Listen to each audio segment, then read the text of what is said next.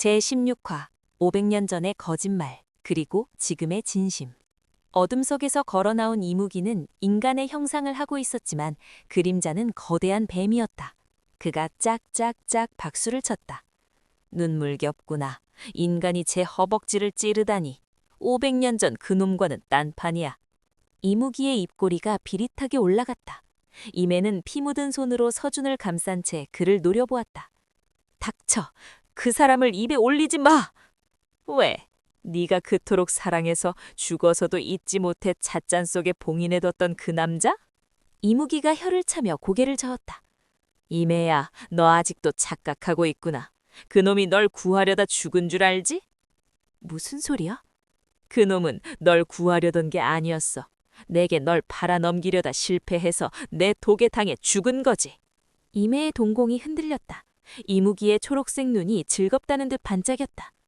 그놈은 영생을 원했어. 내가 약속했거든. 도깨비인 네 심장을 꺼내오면 불오불사의 몸을 주겠다고. 그래서 그날 밤 널 내 둥지로 유인한 거야. 거짓말 하지 마! 네가 봉인했던 기억을 다시 들여다봐. 네가 보고 싶지 않아서 스스로 지워버렸던 마지막 장면을. 이무기의 말이 최면처럼 파고들었다. 순간 이매의 머릿속에서 깨진 찻잔의 파편들이 맞춰지며 봉인된 기억이 되살아났다. 회상. 피를 토하며 쓰러져 있던 남자. 이매가 울며 그를 안으려 했을 때 남자의 손에는 단검이 들려 있었다. 미안해, 이매야. 나도 죽고 싶지 않았어. 그는 이매의 심장을 찌르려다 이무기의 독이 퍼져 숨이 끊어진 것이었다. 아. 이매가 비틀거렸다. 그녀가 500년 동안 괴로워했던 건 사랑하는 이를 잃은 슬픔이 아니었다. 믿었던 사람에게 배신당했다는 끔찍한 현실을 부정하고 싶었던 도피였다. 그래, 인간은 원래 그런 존재야. 욕망 앞에선 사랑이고 나발이고 배신하는 족속들이지. 이무기가 한 걸음 더 다가왔다. 저놈도 똑같아. 지금은 널 위하는 척하지만 결국엔 도망칠 거다. 네 곁에 남는 건 오직 고통뿐이야. 이매의 손에서 힘이 빠졌다. 붉게 타오르던 도깨비불이 사그라들었다. 배신감과 허무함이 그녀를 집어삼켰다. 싸울 의지조차 사라지고 있었다. 사장님. 그때였다. 바닥에 쓰러져 있던 서준이 이매의 옷자락을 잡아당겼다. 듣지 마세요. 서준은 허벅지의 고통으로 식은땀을 줄줄 흘리면서도 이를 악물고 몸을 일으켰다. 그 자식이 500년 전에 사장님을 팔아먹었든 배신을 했든 그게 지금 무슨 상관입니까? 정말 저는 그놈이 아니에요. 저는 한서준입니다. 사장님 알바생이고 빚쟁이고 그리고 서준이 비틀거리며 이매의 앞을 가로막았다. 그는 피 묻은 손으로 이매의 차가운 뺨을 감쌌다. 지금 당신 곁에 있는 건 접니다. 서준의 눈은 흔들림이 없었다. 낙인의 고통도 이무기의 공포도 그의 진심을 이길 수 없었다. 보셨잖아요. 제가 칼을 어디에 꽂았는지. 이매의 시선이 서준의 피젖은 허벅지로 향했다. 그는 이매를 찌르라는 명령을 거부하기 위해 제 살을 찔렀다. 과거의 그 남자는 살기 위해 이매를 배신했지만 지금의 서준은 죽더라도 이매를 지키려 했다. 믿어주세요. 과거의 망령이 아니라 현재의 저를. 이매의 눈에서 혼란이 사라졌다. 서준의 체온이 닿은 뺨에서부터 온기가 퍼져나갔다. 얼어붙어 있던 심장이 다시 뜨겁게 박동하기 시작했다. 그래. 이매가 서준의 손등 위에 자신의 손을 겹쳤다. 넌 다르지. 그녀가 고개를 돌려 이무기를 바라보았다. 그녀의 눈동자는 이제 불안으로 흔들리지 않았다. 그 어느 때보다 선명하고 오만한 금빛으로 빛나고 있었다. 감히 내 알바생 앞에서 전남친 이야기를 꺼내? 분위기 파악 못하는 뱀새끼가! 화를! 이매의 전신에서 폭발적인 요력이 뿜어져 나왔다. 그것은 붉은 불꽃이 아니었다. 가장 뜨거울 때 푸른색을 띠는 창염이었다. 과거는 잊었어. 지금 내게 중요한 건 네가 내 걸 건드렸다는 사실뿐이야. 이매가 곰방대를 허공으로 던졌다. 곰방대가 거대한 화염의 창으로 변했다. 서준아, 꽉 잡아라. 이매가 서준의 허리를 감싸 안았다. 이 뱀굴 통째로 찜질방으로 만들어줄 테니까. 제17화 물속의 숨결 키스 오브 라이프. 건방지구나. 감히 내 안방에서 불장난을 해? 이무기의 눈동자가 형광색으로 번뜩였다. 그가 바닥을 내리치자 동굴 벽면이 쿠구구궁 하고 갈라지기 시작했다.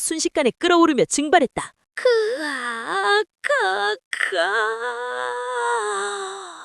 어둠 속에 숨어있던 이무기가 비명을 질렀다. 초고온의 수증기가 이무기의 비늘을 녹여버리고 있었다. 이건 말도 안 돼. 도깨비가 물속에서 불을 펑! 수면이 폭발하며 물기둥이 치솟았다. 그 물기둥 꼭대기에서 이매가 서준을 안고 비상했다. 온몸에서 하얀 김을 내뿜으며 그녀는 마치 강림한 신처럼 보였다. 서준이가 준 선물이야. 입술에 묻은 물기를 엄지로 닦아내며 오만하게 이무기를 내려다보았다. 그녀의 뒤로 거대한 수증기 구름이 화광처럼 깔렸다. 맛 좀 봐라. 내 알바생의 사랑이 담긴 스팀 공격이다. 이매가 손가락을 딱 튕겼다. 동굴 안에 가득 찬 고온의 수증기가 일제히 이무기를 향해 세도했다. 지옥 찜질 시작이야. 제18화 무너지는 동지 솟아오르는 빛. 이무기의 비명이 동굴을 울렸다. 고온의 수증기에 녹아내린 비늘이 흉측하게 벗겨졌고 거대했던 뱀의 형체는 반토막이 나 있었다. 그는 바닥을 기어가며 피를 토했다. 인정 못해. 내가 고작 인간놈의 입김 따위에. 이매는 서준의 품에 안긴 채 싸늘한 눈으로 이무기를 내려다보았다. 패배를 인정해. 넌 500년 전에도 지금도 졌어. 졌다고? 이무기의 초록색 눈동자가 광기로 번들거렸다. 아니, 우린 같이 죽는 거야. 구구구구. 이무기가 남은 힘을 짜내어 동굴의 중심 기둥인 용맥을 머리로 들이받았다. 집안이 요동쳤다. 천장에서 집채만한 바위들이 비오듯 쏟아지기 시작했다. 미쳤어! 자폭갈셈이야! 이매가 소리쳤지만 이무기는 기괴하게 웃으며 무너지는 돌무더기 속으로 사라졌다. 내 무덤에 온 걸 환영한다, 이매야. 콱! 출구 쪽이 거대한 암석으로 막혀버렸다. 동시에 바닥이 갈라지며 지하수가 솟구쳐 올랐다. 동굴은 순식간에 거대한 수중 무덤으로 변하고 있었다. 서진아! 뛰어! 이매가 몸을 일으키려 했지만 다리에 힘이 풀려 주저앉았다. 조금 전에 수증기 폭발 공격에 모든 기력을 쏟아부은 탓이었다. 불속성인 그녀가 물속에서 힘을 쓴 대가는 혹독했다. 젠장, 몸이... 이매의 안색이 창백하게 질렸다. 그녀는 거칠게 숨을 몰아쉬며 서준을 밀쳤다. 너라도 가! 저기 개구멍이 있어. 넌 작으니까 빠져나갈 수... 또 그 소리! 서준이 단호하게 말을 잘랐다. 그는 주저앉은 이매에게 등을 돌려 앉았다. 업히세요. 뭐? 빨리요! 천장 무너진다고요! 서준이 이매의 팔을 억지로 잡아 자신의 어깨에 둘렀다. 그리고 젖먹던 힘까지 짜내어 몸을 일으켰다. 무거웠다. 이매가 무거운 게 아니라 물먹은 옷과 서준 자신의 부상, 허벅지 자해 때문이었다. 다리가 후들거리고 시야가 빙글빙글 돌았다. 하지만 서준은 이를 악물었다. 500년 전에는 그 남자가 당신을 버리고 도망갔을지 몰라도 서준이 한 발자국 힘겹게 발을 떼며 말했다. 이번엔 다릅니다. 제가 당신 지킨다고 했잖아요. 이매는 서준의 등 뒤에서 아무 말도 할 수 없었다. 그저 땀과 물로 젖은 그의 좁은 등을 꽉 끌어안을 뿐이었다. 그의 등에서 전해지는 체온이 무너지는 동굴의 공포보다 더 뜨겁게 느껴졌다. 헉, 헉. 서준은 피투성이가 된 발을 끌며 출구 쪽으로 향했다. 하지만 절망적이었다. 들어왔던 입구는 이미 산더미 같은 바위들로 꽉 막혀 있었다. 막혔어! 뒤에서는 이무기의 원혼이 서린 검은 물이 쫓아오고 앞은 막혔다. 도간의 쥐신세였다. 서준의 무릎이 꺾이려는 찰나였다. 쿵! 쿵! 쿵! 막힌 바위벽 너머에서 둔탁한 소리가 들려왔다. 단순한 낙서 소리가 아니었다. 누군가 밖에서 바위를 두드리는 소리였다. 비켜! 비키라고 이 돌덩이들아! 익숙한 목소리. 서준과 이매의 눈이 동시에 커졌다. 백호? 과칙! 바위 틈으로 하얀 빛이 새어들어오더니 거대한 구멍이 뚫렸다. 9개의 꼬리가 드릴처럼 회전하며 바위를 갈아버리고 있었다. 야, 인간! 우리 주인님 살아 계시냐? 먼지구름을 뚫고 백호가 피어들어왔다. 그의 모습은 엉망이었다. 흙두성이에 고귀한 하얀 정장은 너덜너덜해져 있었다. 발톱은 깨져 피가 흐르고 있었다. 이매가 없는 사이 혼자서 수백 명의 사람들을 따돌리고 맨손으로 땅을 파고 들어온 것이다. 선배님! 아우 진짜 내가 못 살아! 백호는 서준의 등에 엎인 이매를 확인하자마자 다리에 힘이 풀린 듯 휘청했다. 하지만 곧바로 표정을 굳히며 소리쳤다. 멍하니 뭐해? 물 차오른다! 뛰어! 백호가 앞장서서 남은 바위들을 꼬리로 쳐냈다. 서준은 다시 힘을 냈다. 갑니다! 으르르릉! 그들이 구멍을 빠져나가는 순간 뒤에 있던 동굴 천장이 완전히 내려앉았다. 이무기의 등지가 영원한 어둠 속으로 매몰되는 순간이었다. 전주천 남천교 아래 갈대숲. 푸아! 서준은 이매를 업은 채 풀밭 위로 쓰러지듯 넘어졌다. 비가 그친 밤하늘엔 보름달이 환하게 떠 있었다. 강바람이 시원했다. 살았다. 서준은 대자로 뻗어 거친 숨을 몰아쉬었다. 옆에는 흙투성이가 된 백구가 혀를 내밀고 헥헥거리고 있었고 이매는 서준의 팔을 베개 삼아 누워 있었다. 다들 꼴이 말이 아니네. 이매가 킬킬거리며 웃었다. 500년 묵은 체증이 내려간 듯 더없이 후련한 웃음이었다. 누구 때문인데 그러십니까? 옷값 다 청구할 겁니다. 백호가 투덜거렸지만 입가에는 미소가 걸려 있었다. 서준은 고개를 돌려 이매를 바라보았다. 달빛을 받은 그녀의 얼굴이 눈부시게 아름다웠다. 사장님, 응, 저 해고 아니죠? 그 상황에서도 일자리 걱정이라니. 이매가 몸을 일으켜 서준의 이마에 꿀밤을 가볍게 먹였다. 해고는 무슨? 그녀가 서준의 뺨에 묻은 흙을 엄지로 닦아주며 속삭였다. 종신계약이야. 도망갈 생각 마. 서준이 헤헤 하고 바보처럼 웃었다. 전주천의 물결이 반짝였다. 길고 길었던 여름밤의 악몽이 끝나고 있었다. 하지만 그들은 몰랐다. 이무기가 사라진 자리, 깨진 찻잔의 파편 하나가 마지막 빛을 발하고 있다는 것을. 제19화 흉터가 사라지는 밤 그리고 영원의 끝. 승리의 기쁨은 짧았다. 남천교 갈대숲. 이매의 무릎을 베고 누워있던 서준의 몸이 활처럼 휘었다. 그의 입에서 검붉은 피가 울컥 쏟아져 나왔다. 서준아! 야, 인간! 왜 그래? 이매와 백호가 기겁하며 달려들었다. 서준의 안색은 흑배추로 변해 있었고 온몸이 불덩이처럼 끓어오르고 있었다. 무엇보다 끔찍한 건 그의 왼쪽 발목이었다. 이무기가 남긴 낙인이 검은 핏줄처럼 뻗어나가 종아리를 타고 허벅지까지 기어 올라오고 있었다. 이거 도끼가 퍼지고 있어. 백호가 심각한 표정으로 말했다. 이무기 그 자식 죽으면서 저주를 발동시켰어. 본체는 사라졌지만 인간의 몸에 심어둔 도끼가 갈 곳을 잃고 폭주하는 거야. 이대로 두면 심장까지 닿는 건 시간 문제야.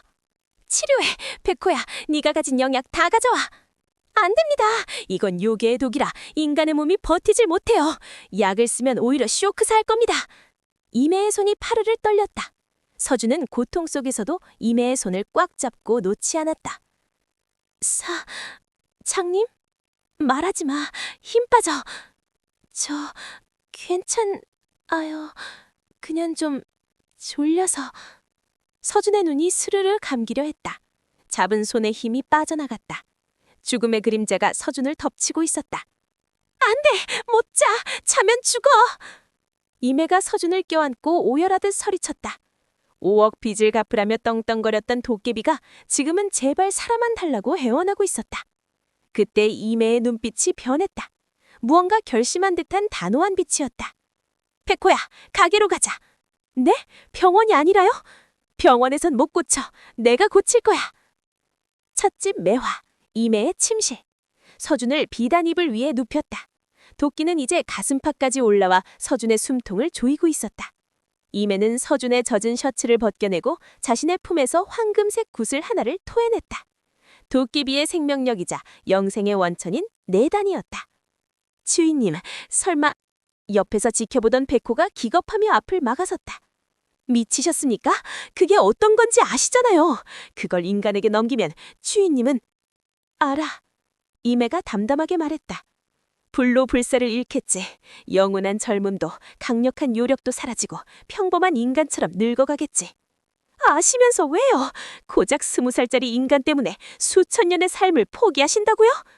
백호의 눈에 눈물이 고였다. 그는 이매를 500년 넘게 모셔왔다. 그녀가 얼마나 고독하게 그 세월을 버텨왔는지 누구보다 잘 알기에 이렇게 허무하게 힘을 버리는 걸 볼 수 없었다.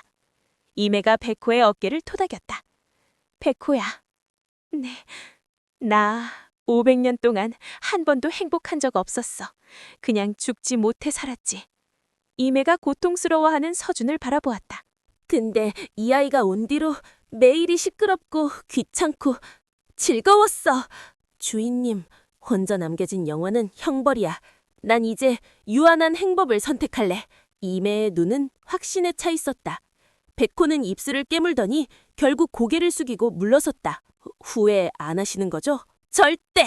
이매는 침대 위로 올라가 서준의 곁에 누웠다. 그녀는 황금빛 내단을 입에 물고 서준의 입술 위로 천천히 얼굴을 내렸다. 쪽! 두 사람의 입술이 맞닿았다. 이매의 입에서 넘어간 황금빛 기운이 서준의 목을 타고 흘러내려갔다. 따뜻하고 찬란한 빛이 서준의 몸 안에서 퍼져나갔다. 스으... 가슴까지 올라왔던 검은 도끼가 황금빛에 밀려나기 시작했다. 흉측했던 뱀 모양의 낙인이 지우개로 지운 듯 서서히 옅어졌다. 반대로 이매의 몸에서는 변화가 일어났다. 밤하늘처럼 새까맣던 그녀의 머리카락 끝이 서서히 갈색으로 변해갔다. 신비롭던 그만의 빛이 차분한 다갈색으로 돌아왔다. 도깨비의 신성이 사라지고 완전한 인간의 생체 리듬이 자리 잡는 과정이었다. 시간이 얼마나 흘렀을까? 서준의 호흡이 편안해졌다. 발목에 있던 낙인은 흔적도 없이 사라졌고 대신 그 자리에 매화꽃 모양의 작은 점 하나가 생겼다. 이매의 가호였다. 서준이 앓는 소리를 내며 뒤척였다. 열이 내린 것이다. 모든 힘을 쏟아부은 이매는 탈진한 채 서준의 가슴에 머리를 기댔다. 그녀의 눈꺼풀이 천근만근 무거웠다. 하지만 입가엔 미소가 걸려 있었다. 따뜻하다. 차가웠던 도깨비의 몸에 온기가 돌았다. 그녀는 서준의 심장 박동 소리를 자장가 삼아 수백 년 만에 처음으로 꿈 없는 깊은 잠에 빠져들었다. 다음 날 아침, 찍찍거리는 참새 소리에 서준이 눈을 떴다. 몸이 가벼웠다. 날아갈 듯 상쾌했다. 어제 피를 토하고 죽어가던 게 꿈만 같았다. 서준은 상체를 일으키려다 가슴팍이 묵직한 것을 느꼈다. 사장님, 이매가 서준의 품에 파고든 채 세상 모르고 잠들어 있었다.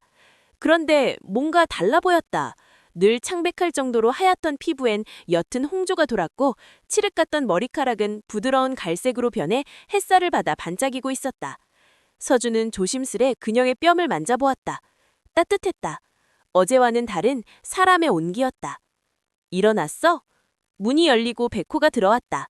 그의 손에는 쟁반이 들려 있었는데 평소라면 절대 안 줄 것 같은 전복죽이 담겨 있었다. 선배님, 이게 다 무슨... 먹어! 주인님이 내 목숨값 치르느라 밤새 고생하셨으니까. 백호가 퉁명스럽게 말하며 창가에 섰다. 그리고 호칭 좀 바꿔라. 이제 사장님 아니니까. 네? 도깨비 은퇴하셨다고. 이제 그냥 평범한... 아니, 돈 많은 백수 누나지. 서준은 그제야 깨달았다. 자신의 몸에 흐르는 이 따뜻한 기운이 어디서 왔는지, 자신의 발목에 있던 저주가 사라진 대신 그녀가 무엇을 잃었는지. 서준의 눈시울이 붉어졌다. 그는 자고 있는 이매의 손을 조심스레 끌어당겨 자신의 볼에 비볐다. 바보, 진짜 바보예요. 서준의 눈물이 이매의 손등에 톡 떨어졌다. 그 느낌에 이매가 부스스 눈을 떴다. 갈색 눈동자가 서준을 담았다. 왜 울어? 아침부터 재수없게. 말투는 여전했다. 서준은 울다가 웃음이 터졌다. 그냥요. 너무 예뻐서요. 뭐래. 500년 전부터 예뻤어. 이매가 피슥 웃으며 서준의 목을 끌어안았다. 배고파 서준아. 밥 줘. 이제는 인간이 된 그녀의 첫 번째 아침 식사 주문이었다. 서준은 활짝 웃으며 대답했다. 네, 특대 사이즈로 대령하겠습니다. 최종아, 다시 쓰는 계약서. 영원 대신 평생을. 1년 후 봄. 전주 한옥마을. 3번 테이블에 오미자차 2잔, 5번 테이블엔 가래떡구이 추가요. 봄을 맞은 전주는 벚꽃과 관광객들로 인산이네었다. 그 중에서도 가장 핫한 곳은 단연 지도에 배도 잘 안 나온다는 숨은 명소 찻집 매화였다. 야, 한서준, 떡 구울 때 타지 않게 조심하라고 했지? 말끔한 정장 차림의 백호가 쟁반을 나르며 버럭 소리를 저었다. 잔소리 좀 그만하세요, 백 이사님. 저 이제 초짜 아니거든요. 서준이 능숙하게 떡을 뒤집으며 받아쳤다. 1년 전 귀신만 보면 기절하던 겁쟁이 알바생은 온데간데 없었다. 하얀 셔츠 소매를 걷어올린 팔뚝엔 제법 장근육이 잡혀 있었고 손놀림은 달인처럼 현란했다. 이제 그는 매화의 실질적인 점장이었다. 시끄러워. 너네 때문에 손님들 다 도망가겠다. 카운터 안쪽 안락 의자에 파묻혀 있던 이매가 하품을 하며 몸을 일으켰다. 그녀는 여전히 곰방대를 들고 있었지만 이제는 전자담배로 바꿨다. 분위기는 사뭇 달라져 있었다. 날카로웠던 눈매는 유순해졌고 갈색 머리카락은 햇살을 받아 부드럽게 반짝였다. 사장님, 홀이 아프세요? 비 오려나 봐. 삭신이 쑤시네. 이매가 허리를 두드렸다. 도깨비 시절엔 상상도 못할 노화와 관절통이었다. 하지만 그녀는 찡그리기보단 피식 웃었다. 비가 오면 몸이 쑤신다는 것, 그것은 자신이 살아있는 인간이라는 증거였으니까. 이리 오세요. 마사지 해드릴게요.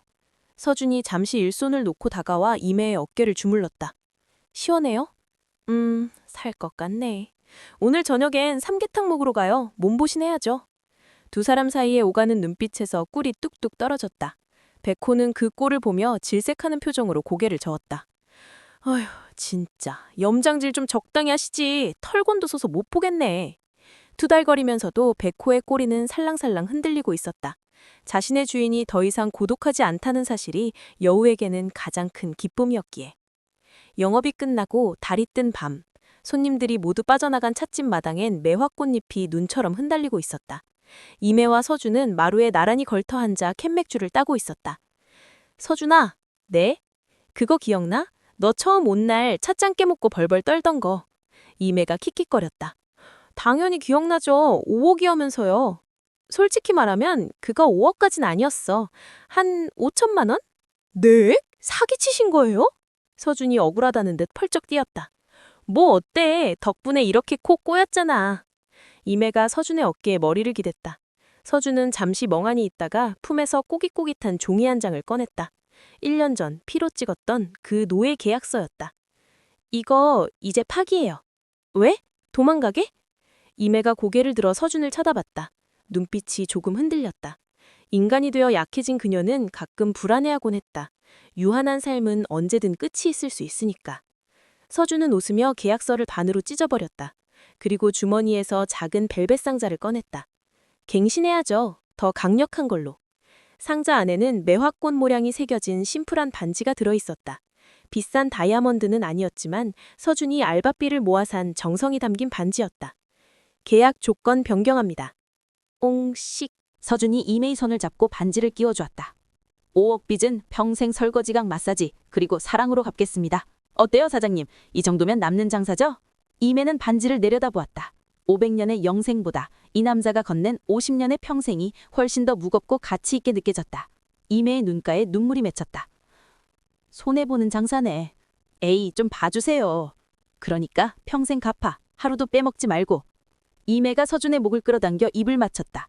흩날리는 매화꽃 비아래 두 사람의 그림자가 하나로 포개졌다. 지붕 위 기와에 앉아 그 모습을 지켜보던 백호가 빈정거렸다. 쳇, 아주 영화를 찍는구만. 그때 백호의 옆으로 작은 그림자 하나가 날아들었다. 단골 손님이 된 객사천 물귀신이었다. 총각, 부러워? 부럽기는 내가 누군데 천하의 구미호라고? 근데 왜 꼬리로 하트 만들고 있어? 백호가 화들짝 놀라 뒤를 돌아보았다. 자신의 꼬리 9개가 저도 모르게 하트 모양을 그리고 있었다. 이건 그냥 털 정리하다가 엉킨 거야. 저리 가!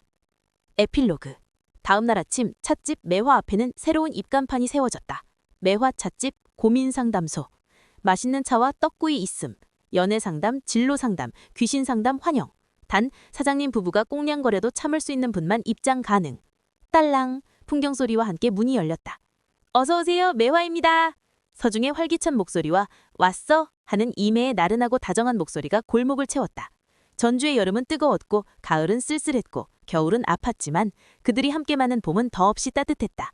도망친 곳에 낙원은 없다지만 그들은 도망친 그 곳을 낙원으로 만들어버렸다. 지도에 없는 골목, 그 여자가 사는 찻집엔 오늘도 사랑이 끓고 있다.